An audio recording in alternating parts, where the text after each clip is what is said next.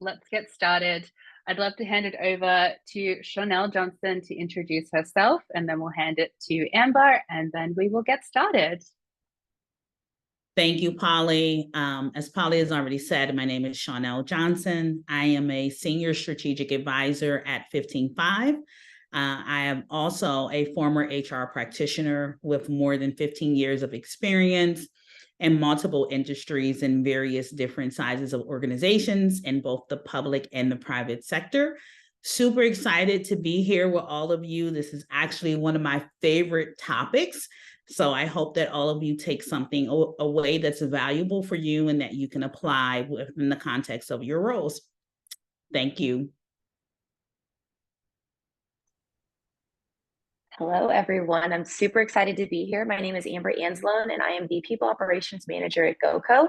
A little background for me is I started in the finance industry in the credit union space, and I was there for about 15 years doing marketing and business development before I transitioned into the culture and organizational development space, where I'm now serving all of the people at our GoCo organization. So love anything that has to do with people and excited to figure out how I can market our product, which is, the employee brand to our employees at GoCo. So excited to share that with you. Thank you so much, Chanel and Amber. My name is Polly Stocks. I am also a strategic advisor at 15Five. And so let's dive into what we're talking about today. Okay, so why is this topic timely? Why is it important? Why is it a foundational piece? So roughly 92% of employers believe that it is important for their company to act on their feedback, yet about 7% say their companies don't really act on their feedback very well, if at all. Another key metric that I like to bring up quite often is that about 69% of leaders actually feel uncomfortable when they are communicating with their employees. So there's quite a little bit of a thread going through that in terms of who's actioning what and if they actually feel comfortable engaging in conversations with their employees.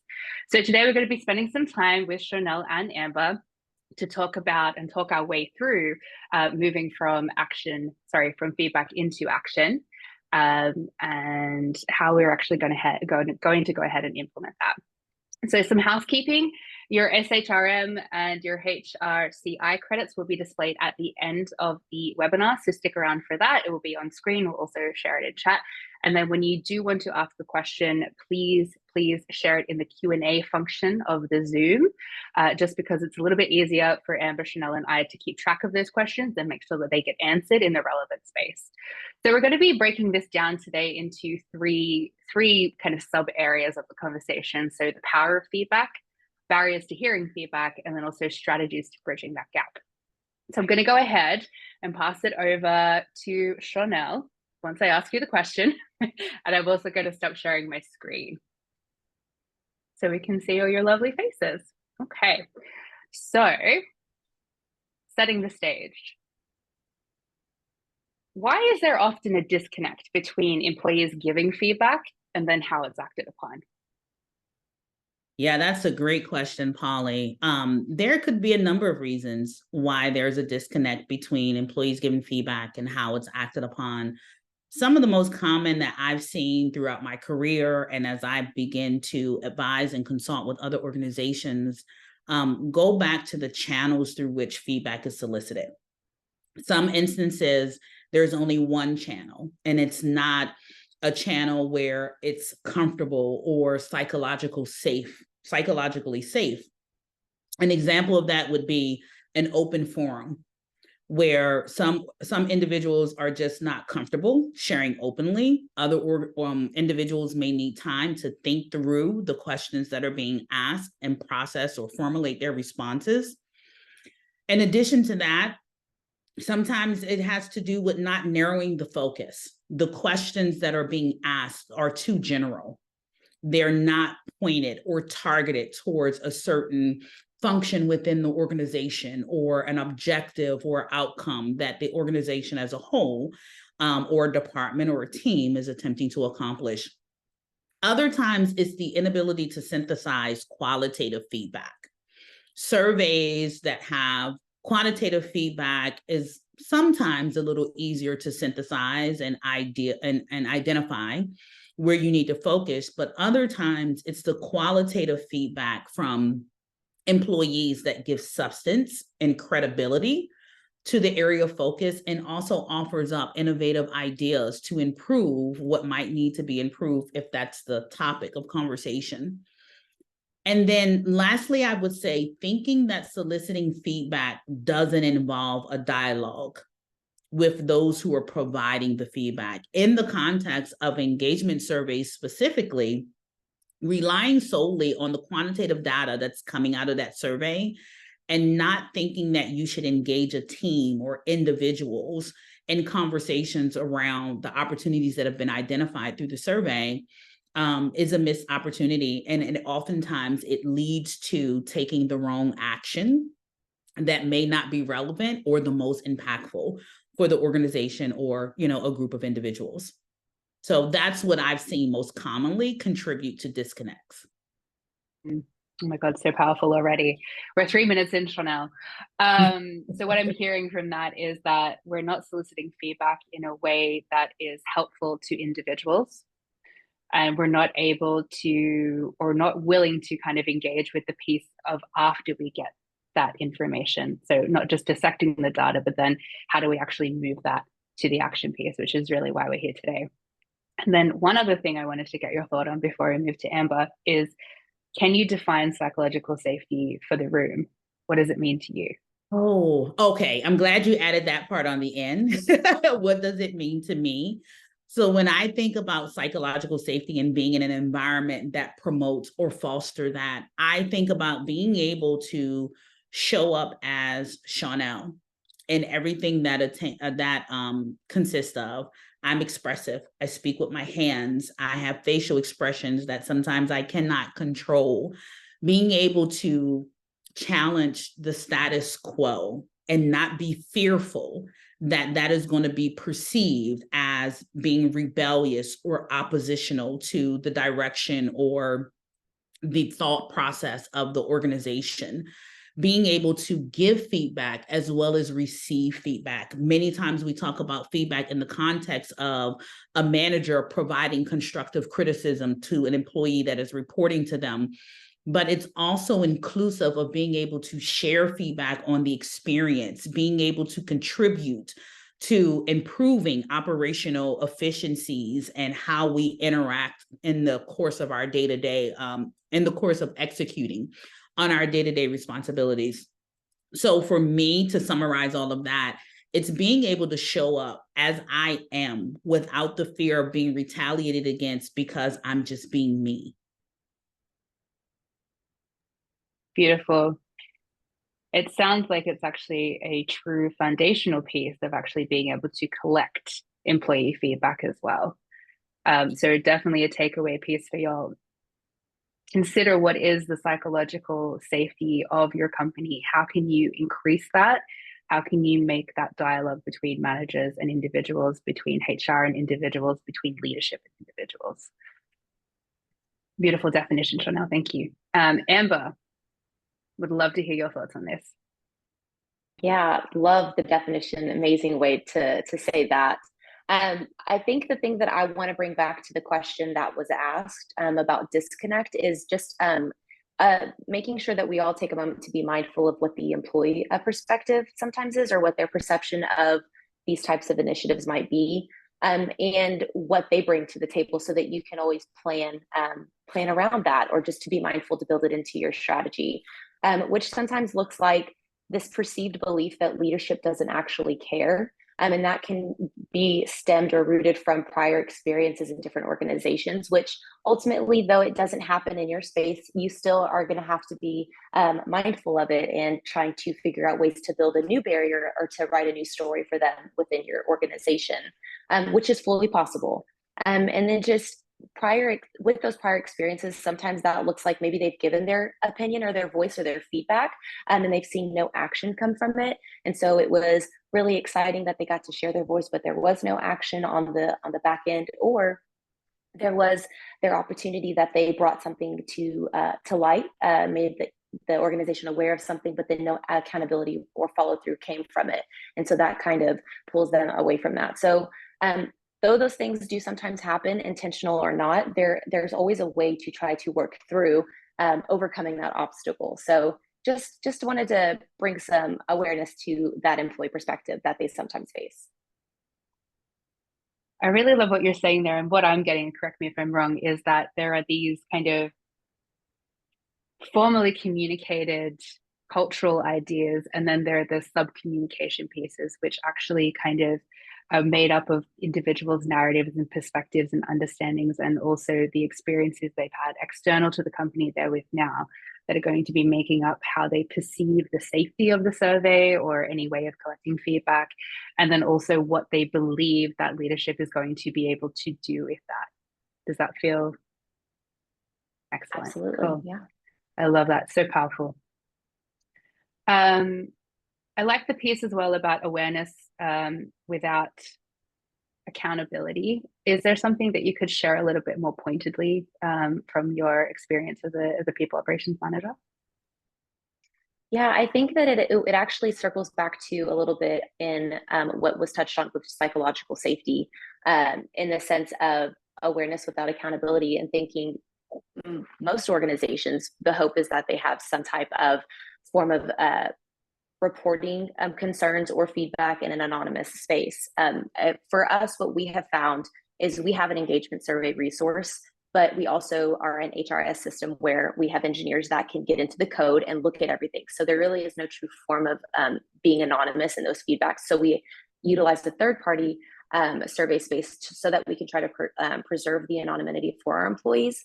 And that's where I'm thinking in the sense of awareness without accountability of, if we created an environment where we said, no, you have to use our product, you have to take your survey in this space, our employees are not going to be as forthcoming with information, because they're going to feel like there's always a way for leadership to find out what was really being shared. And we built that into considerations when we created these different resources for our employees to offer a space for them to truly share that feedback. And that's an example of kind of how I'm seeing it from a people ops perspective of providing the space for our employees. Does that answer that question? Yeah, that's wonderful.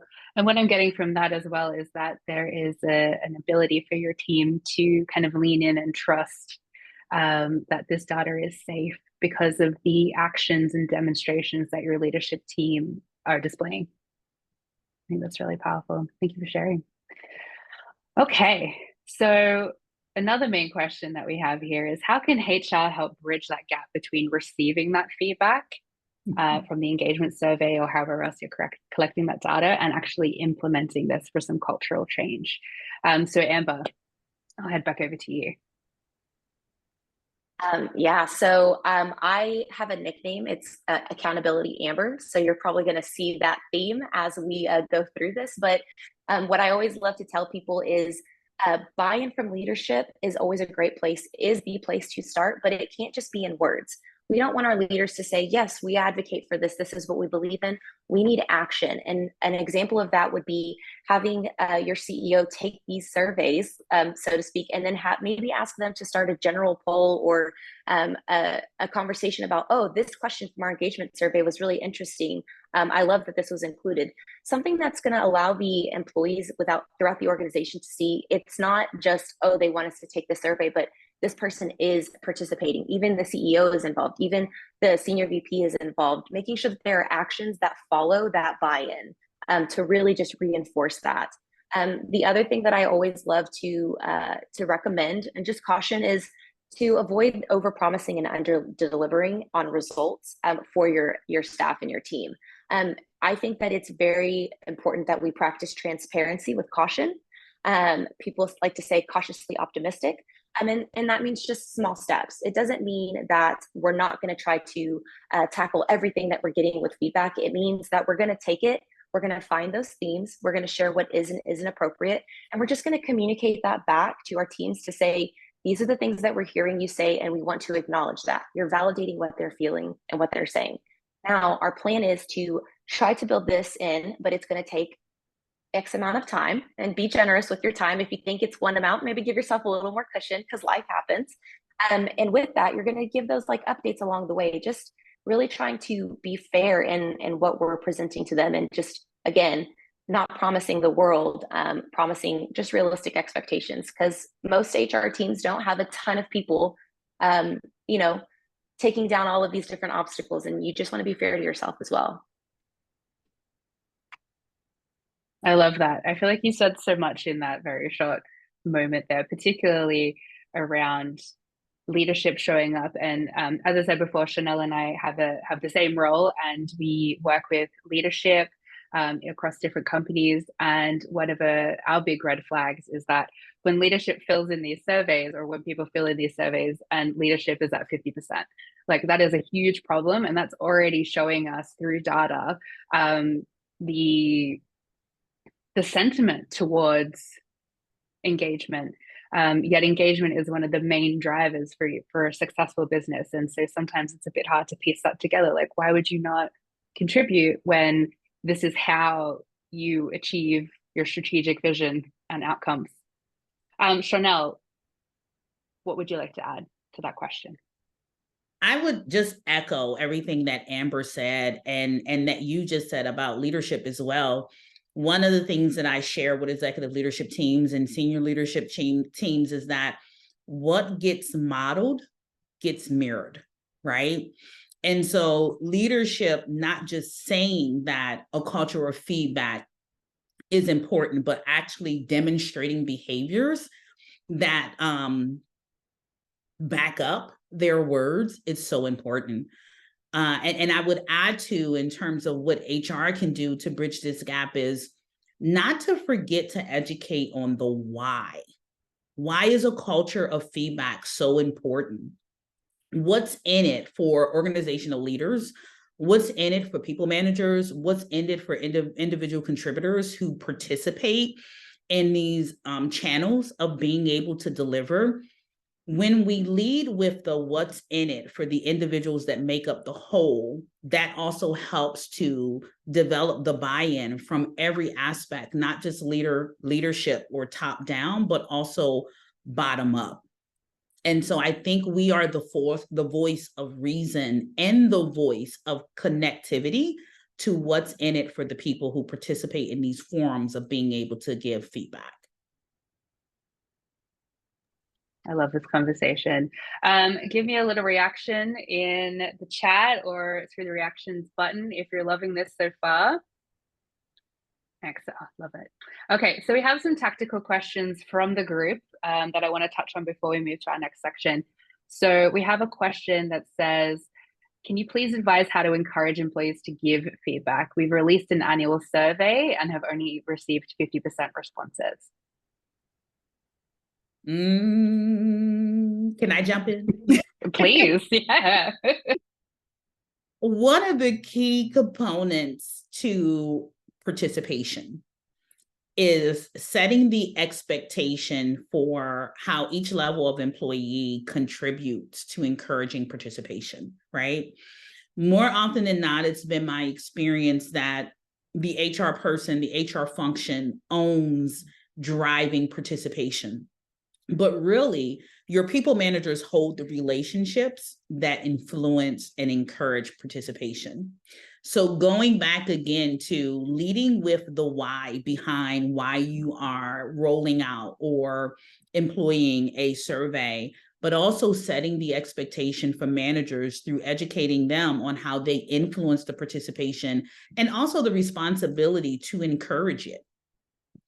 And making it part of their recurring meetings, right? When I was sitting in a practitioner's seat and we knew that an employee engagement survey was getting ready to roll out, we were present in the meetings that we would get the attention of those leaders in. We provided very quick talking points. To Polly's point a little earlier, people do what they're confident in. And sometimes a manager's ability to encourage that participation is hindered because they're not confident in how they should approach it or what they should say to encourage this participation. They don't want to come across as one who's making employees participate in something that's optional. So being able to provide them with resources that they need so they're confident and executing on the expectation would be really helpful to improving participation. Don't just take it on all of by yourself. It's a shared responsibility. Love it. Amber, anything Yes. I think that the other thing that I would love to just provide insight on or context on for some that are probably thinking to that just beautiful response was, okay, that's great, but what if I don't have any platform to where the why has meaning right now? My business is so new into this process. I have zero buy-in from leadership. Maybe you understand the why and you have the passion and the heart for the why, but you can't get that communicated over to other people because there's still not even a little bit of buy-in. I would say there's nothing wrong with some good old fashioned incentives. Okay. You don't want to, look, I want to, we're human. We have the intrinsic motivation, but we also sometimes like to treat ourselves. And so there's nothing wrong with finding the things that loop action back into the brand, or back into reinforcing engagement. And there's nothing wrong with reinforcing that. Yeah, gamification, exactly. Having a little bit of fun with it. That's going to be the way that you get people to keep that guard up a little bit, but kind of start tiptoeing into being willing to start sharing, building that psychological safety, being willing to share their opinion. And that's okay. That's absolutely okay if that's where you have to start. Maybe it's gift cards. Maybe it's just treating the team that has 100% participation fastest to lunch that day or throughout that time. It's okay to gamify those experiences for people, but reinforcing the longevity of it, also that why is still going to always matter. So I think that it's a layered approach to that. Reinforce that why, lead with that why, remind them that as the HR person for your business, you are that cheerleader. I'm doing this for you. I can't make this a better space if you don't tell me what's going on. Please let me hear your voice. You are valued here. Help me know why. Bring in your managers. Push that why, just like Chanel said, reinforce that, hey, we want you to do this. We want to make time. Take 15 minutes on Friday to complete the survey. That's how important this is to us. Just making sure that there is layered approaches to that. And then, cherry on top of that could be the gamification experience of whatever that looks like. So it's okay to be creative with these approaches. If you know something works in your business, use it. I love that. If you know something works in your business, use it. And that's really important as well, because Amber, Chanel, and I, we don't work for you. We don't work with you. But if you know how you can take these tactical and practical things and apply it to your business, do it. Doesn't have to be in the way that we're sharing. Find what works for you, take what works, leave what doesn't. And I think that's an important piece of advice when kind of thinking about how to implement feedback from your teams as well. Sometimes things aren't aligned, but we need to be able to lean into that conversation and let them know, thanks so much for this feedback. We're going in a different direction. And sometimes we have to be comfortable with that uncomfortability. We do have a few more questions that have rolled in, so we're going to try and answer them throughout. But the last piece I wanted to ask before we move on to the next section is, how can someone build psychological safety with their manager when their manager has broken it? This is a very meaty question, so we may not be able to dive super deep, but what can we speak to on this part?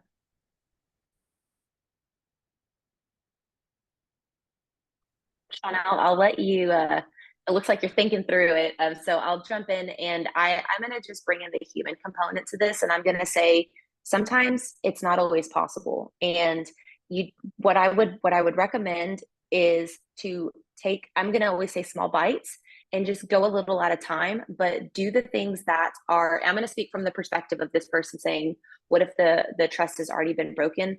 Finding a mentor or finding someone that person can build a relationship with, that is going to reinforce the trust and the integrity of the person that broke the psychological safety originally. We are humans and we make mistakes. It's going to be inevitable that things are going to happen where we're going to cross silos on accident, and we're not going to have those intentions. But what you want to do is if you have to utilize a third party to help bridge that gap, make sure it's a person who's not going to further the distance between those two individuals, but rather reinforce that, hey, forgiveness, people make mistakes, like maybe try out these things, try these tactics to help coach them back into rebuilding a relationship and that psychological safety with that person, but in a safe and in a slow way that feels comfortable for everybody. What about you, Chanel? That the deep exhale that you witnessed in my facial expression was coming from the fact that Amber hit it on the head with her lead response to first sentences. Sometimes it's just not possible. And many times when you have that reporting relationship there, you can't do it without involving a third party. So I would echo all that Amber just said, and for the sake of time, I'll rest it there. Beautiful. Thank you. A great question, very meaty, but hopefully there was something in that for you. Okay, so moving on, what are the potential consequences for organizations if that perception action gap related to feedback coming in from the survey or however you're collecting that feedback is not addressed? Chanel, I will pass to you.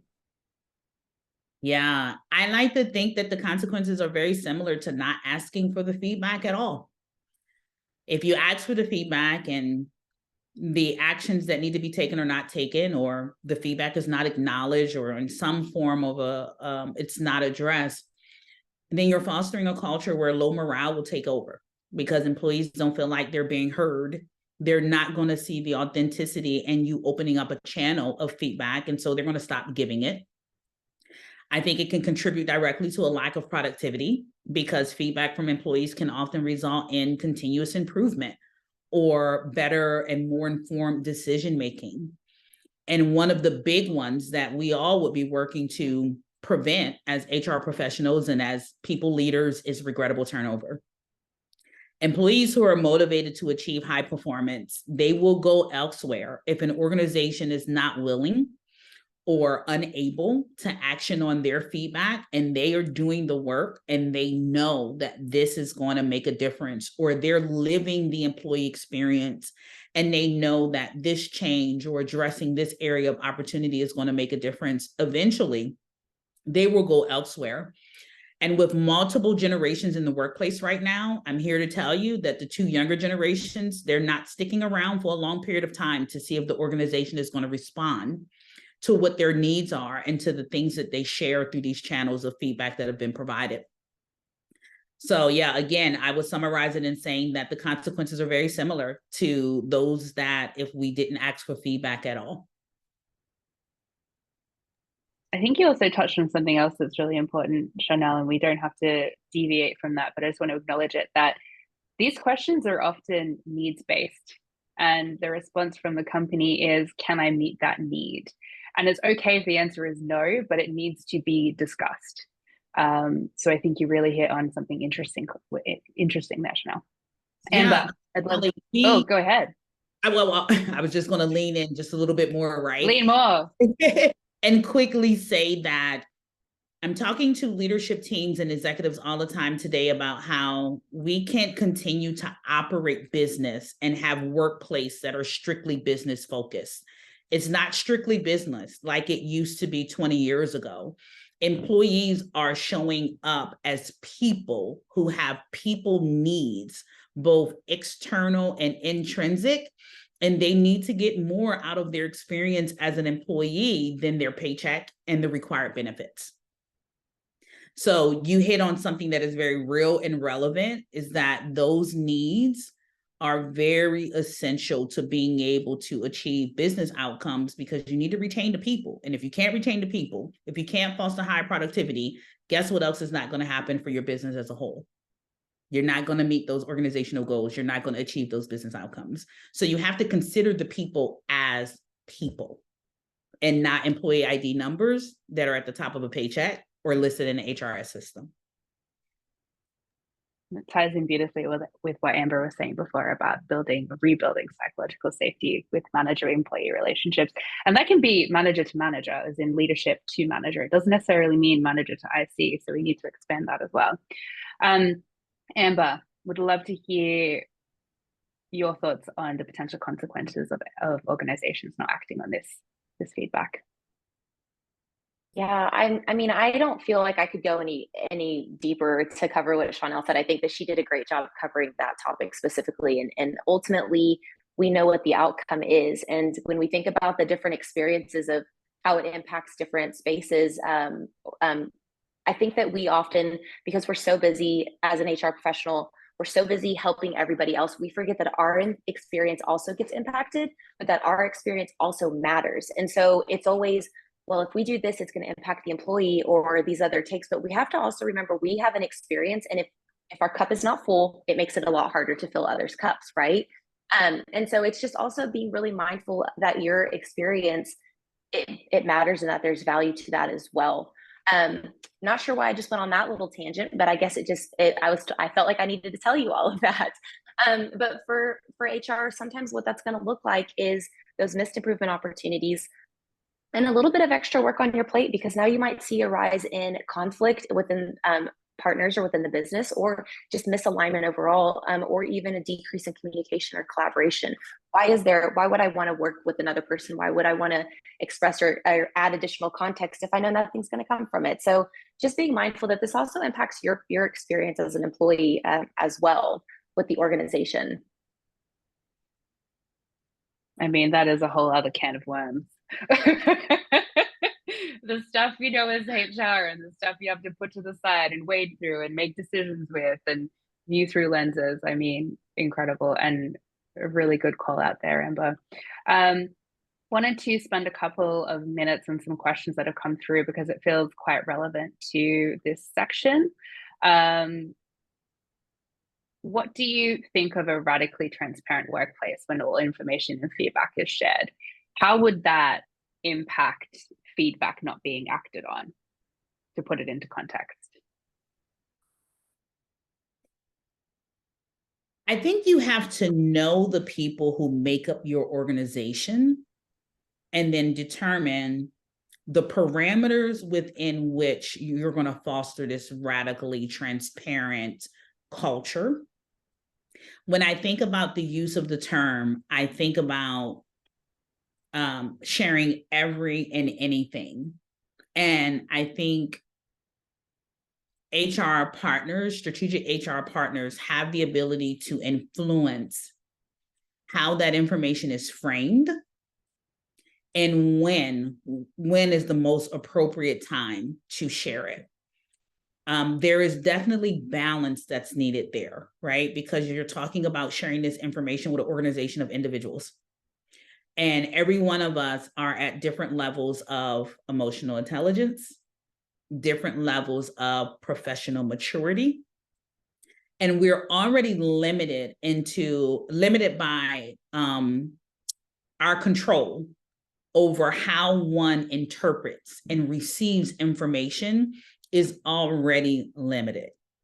So if you don't have a good pulse on the people who make up your organization, their ability to receive information, to interpret it accurately, then I would say you have to be really mindful and cautious in defining what that radically transparent culture might look like for your organization.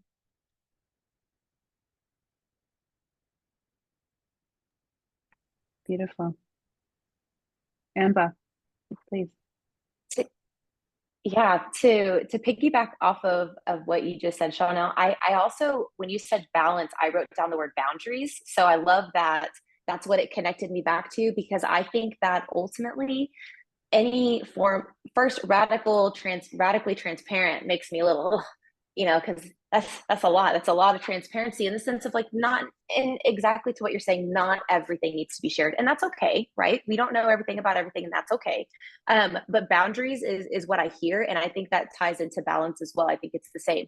You still have to make sure that you are protecting these different segments within the business to ensure that it's not making it the transparency dangerous in any way, right? And what I love to always remind people about is don't use the term common sense. Don't say, well, obviously, or most people know. Don't assume that anyone knows anything. I think the greatest thing that we can give to people is clarity. Brene Brown says, clear is kind. I love that line. I think you should always just assume to provide that boundary and balance in your workspace if you are going to have a very radically transparent environment. And the other thing that I was thinking of whenever Chanel was sharing her message was that I think a good responsibility for HR to pass over to managers. So a team effort, I want to reinforce that, is that we as leaders in an organization are responsible for always reinforcing the value of other members in our business. When we don't understand how someone impacts the business or what their role does or what value they bring or what the impact of their role is, it's hard for us to always remember that every role has immense value. And without every role, the business can't succeed. And so it's important that leaders are reinforcing that in all of these spaces. So when we think about transparency in all aspects, I would think we should also think about reminding people of what that value is and our responsibility to educate everyone on the value in each area of each individual. Yes. Perfectly said, Amber. That goes directly to my point when I said HR has the ability to influence how this radical transparency is framed and delivered, and you expanded on that without even knowing that. You expanded on that so very perfectly. I love that. Lovely flow. Okay, so let's talk a little bit about what we can what happens when we actually do have a culture of feedback. So how does a culture that encourages open and constructive feedback contribute to the growth and development of individuals within the organization? I'm going to jump into this one because I'm excited about this topic. I think that what I have seen in our business specifically, so I want to speak to just my experiences with our employees, is when we have really transitioned into a feedback culture, we have really started to create this environment for continuous self-development that's enhancing the soft skills of our employees, and from a framework of thinking of the technical skills and or the hard skills, how do I get better at my job faster? Well, we've really seen the industry shift and there's a big value in these soft skills now. And so now we are creating these feedback cultures that are really just allowing for that to take place. And what we're starting to see is we have employees that are now turning into adversity and they're embracing it. And then they're really just starting to become more resilient performers. And it's not a, hey, help me figure this out. It's a, okay, I can figure this out. Let me try these ways before I go ask for help. Polly, you had talked about you're reading the coaching habits book, which that's actually a book that we had all of our people managers read at GoCo to start asking those questions to get our people willing to try to figure out those answers on their own. The other thing is the employee through this process is starting to gain more self-awareness. You're giving them the feedback, they're starting to talk about things, but they're also learning how to communicate sensitive topics and have tough conversations in what we might perceive as intimidating settings, because there's always we don't want it, but there is always that power dynamic between an employee and a manager and a report. So they're going in, they're building that confidence within themselves. And there's just a lot of self-awareness components that are being gained through having this type of a culture. And then also throughout this entire process is we're building emotional intelligence at every level. Through every conversation, emotional intelligence is being built throughout the organization, which is ultimately, these are all the things that are shaping the framework for who you want your future leaders of your business to be. Who are the people that are going to step in? We should always be planning for the next step, right? And so who do you want those individuals to be? Those are the stones that you're setting right now. But what about you, Shauna? What do you think? Oh, I don't know that I have anything more to add to what you so articulated, so sophisticatedly articulated there. Like when you were speaking, it's the old childhood cliche that came to mind, which is practice makes perfect, right? And so when you foster this culture of feedback, and it's not just one way, it's a dialogue of feedback, then you're putting those underdeveloped skills to practice on a continuous basis, and you're doing everything that you just spoke about. You're developing soft skills, you're increasing your emotional intelligence, you are building up the capacity to have hard conversations. So yeah, I just echo what you said. I don't have anything to add to it. I echo everything that you just said there. Something that feels timely to share from my new favorite book, and I'm going to not say it correctly, but there's a line in here which is my favorite so far, which is the illusion of communication is that it has taken place. And I think it's really relevant for this conversation, and also just how individuals show up and operate within any work environment. Leaders genuinely oftentimes feel like they have communicated what is the strategy, what are the outcomes, what are we going to do with your feedback, only to find out that your managers and your ICs just have absolutely no clue, and they are deeply confused. And this is truly a great book. So Sophia's just linked it into the chat for everybody. definitely get yourself a copy. I received my birthday because I have great friends. Okay. I'll tell you something. Communication is so essential to the employee relationship, to organizational relationships, to any relationship. I'm a lover of words, and so I deeply appreciate English. And I can remember in my elementary school days where we would dissect sentences. And the teacher talked about you understood. There's the concept of you understood where, I don't know, maybe your parent would look at you and say, pick up your shoes.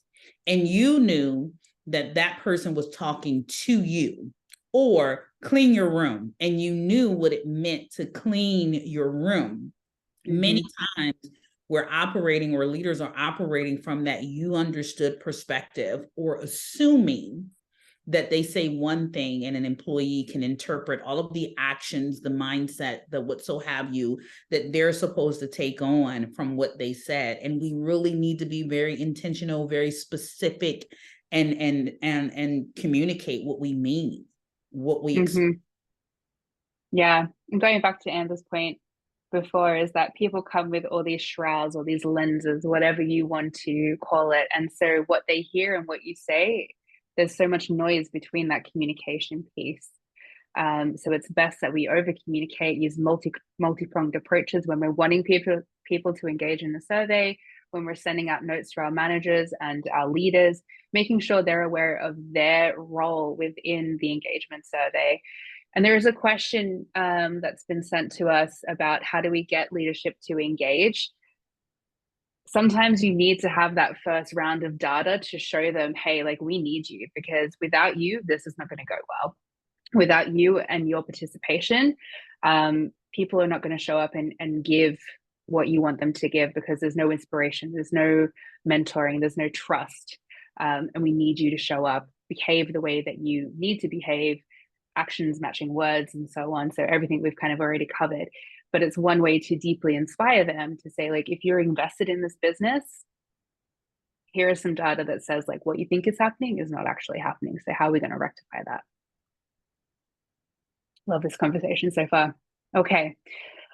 Oh, so many things. How can organizations foster a culture where feedback is regularly sought, valued, and then also acted upon? I think the key piece here is valued. Amber, I'd love to hear from you. I'm actually going to pass this one over to Chanel because I got a little insight into what her thinking is, and I think that she should dive into it. I think they'll appreciate that. Yeah, thank you, Amber. I appreciate that. I would say that organizational leaders, or an organization's leaders, they set the tone for that, right? They set the expectation for people to not only engage in feedback, but be open to the feedback and approach it with a growth mindset and be introspective. They demonstrate it. And so once again, people begin to model it, right? And so I think that that's where we start. That's where we start. I also think that we need to make sure that there are multiple channels for receiving that feedback. Managers hold very closely the relationship to their direct reports. And so setting an intentional time where a manager can sit down one-on-one with an employee and engage in that dialogue of feedback would be critical to maintaining and growing that relationship. Let's make sure too that we have a performance management approach that includes more than one performance review a year. I like to say that performance is an ongoing conversation, and those conversations between a manager and employee influences how strong that performance is going to be. I also like to encourage that leaders hold regular all hands with their organization so that they can share updates on the current state of the organization and be transparent in that conversation. What are we doing well at? But where do we still have opportunities to improve? Or what are we experiencing as a challenge or a struggle right now?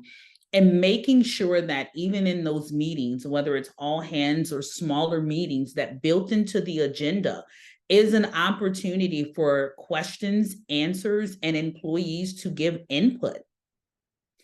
Smaller than that, I would encourage teams to engage in regular retrospectives around what's working for them, inclusive of what's not working, but also rallying around what they can control and the aspect of improving it. And then those managers, department leads, whatever level of the hierarchy they're at, being committed to taking back the things that they cannot control to those who can control it, and having candid, crucial conversations around getting better together, highlighting where those opportunities are, seeking to understand why things are the way that they are, but then also being open to making changes and seeing things through a different lens. So those are just some of the things that I think organizations and their people can apply that will help to foster that. What would you add to that, Amber?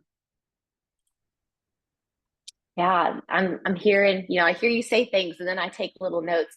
I think a part of what I was hearing and I guess what I'm connecting my dot on to is, as you're thinking about psychological safety, which we've talked on, and starting to foster this feedback culture, this might be a radical idea, but I love the thought of 360 reviews and the sense of allowing the employee to give feedback on their manager. And I don't want to advocate for that in a sense of holding that manager to such an extreme that it's fearful of getting that feedback, and then you have a manager kind of pressuring. We don't want that.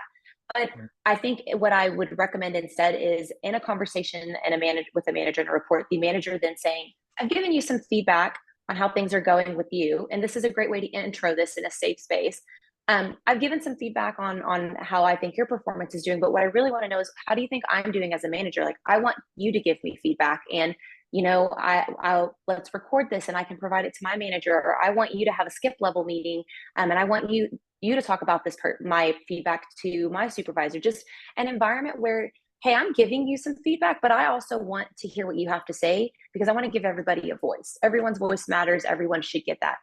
Now, I know we're going to have those people who maybe don't always do it with the most professional etiquette that we would like for them to have, and that's okay. What we should do in HR, the way that we can help support our people managers and our employees in that aspect, is giving talking points or questions they can ask, or ways that they can respond, ways that they can frame things that they are feeling. If you're feeling frustrated in communication with your manager, try expressing yourself by sharing this sentence. And just kind of giving pointers. People love to get guidance and insights on how to have these tough conversations, but the manager being the one to open that door and to really do it in a very just safe approach. I almost want to use the word gentle in some ways, is going to be really, really, really beneficial and important in your business and organization when you think about these other components of psychological safety and in fostering that feedback culture.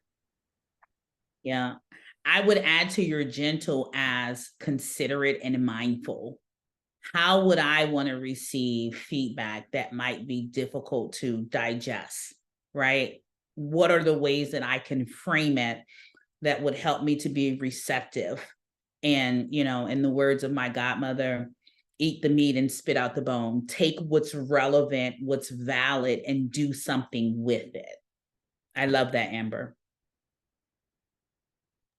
Which is wonderful. Okay, so let's talk about some barriers to feedback. We do have some questions that have come in from the room about some barriers to receiving feedback, and also barriers to engaging with your team about irrelevant feedback, or not irrelevant feedback, but feedback that is not relevant to the strategy, shall we say. It's all important and it is a gift, but how do we navigate that? So the question I want to start with is, what are some common obstacles organizations face when attempting to turn this feedback into actionable strategies or changes? Amber, I'd love to hear from you. Yeah, I am going to approach this with a HR manager perspective. Okay, I think that's the best way that I can break this question down when I read it and how I perceive it. So when we're asking the question, what are common obstacles organizations face when attempting to turn feedback into actionable strategies or changes? For me, that makes me think the most obvious answer being, oh, well, it's a lack of overall buy-in. But that's such a blanket response, right? What does that actually mean? And I perceive that as it's businesses that are moving faster than they're capable of moving. So that over-promising, under-delivering approach, which breaks and creates negative culture, right? The other thing that I think about is maybe management asking for the moon when all we can really give is some dirt right now. So just limited resources and bandwidth. So your worst thing you can do, coming from a top level leadership perspective, is asking an HR team of one to go and collect engagement survey data, but not provide the tech or the support or resources to do it, and asking them to manually execute this. You're gonna have huge lack of buy-in as an HR professional if you're not feeling supported in your own space. Again, your employee experience matters. And sometimes you have to be the one to advocate and reinforce that. Getting the help that you need in order to make these things happen is equally important. The other thing, I think sometimes we, because we are the restorative problem solvers of the business, we are sometimes given unrealistic expectations to produce results overnight. We are not overnight oats. Though we are great and we have a lot of fun with it, we cannot create these experiences and deliver results and expectations overnight. They have to give us realistic timeframes. People are complex creatures, and sometimes a lot of these asking for needs is going to drive needing to make a lot of changes strategically, and you can't get those results quickly. And then the other thing that I think some businesses the other thing that I think some businesses run into is, because we want these overnight results so quickly, we don't see them as fast. And when you've already got about 50% buy-in from leadership and the results aren't happening as quickly as they want, we give up before it really even starts to get good, right? Probably could have said that in a better way. But ideally, you have to be consistent to the cause of trying to drive these results and this feedback from your employees. You have to stick with it. It's not going to be easy. It's going to start by incentivizing them to even share their voice. And then you're going to have to spend some time to reinforce maybe small steps. And then you're going to have to build that process of trust with them. It's going to take time. And you have to make sure you advocate for that to get that consistency going. Yes, consistency is key. Like, that is just probably one of the things that I think we really forget, because in this environment, in our society, things move quickly. We get things really fast. I can order something on Amazon right now and get it in 3 hours, but that's not how these kinds of huge organizational changes are going to occur. And so we have to be the ones to remind people of that. And it's okay to do that. Very recently, Amber, my Amazon packages have not been showing up within 2 days. So consistency is key. That is writing a letter worthy. Absolutely. Like, hey.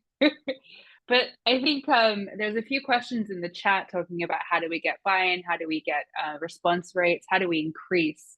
And I think, if we were to summarize this entire webinar into a couple of key takeaways, it's consistency and it's building trust. And without those two as a foundational piece, we're probably not really going to get very far, because we are not overnight oats. That was hilarious. And we need to allow for development.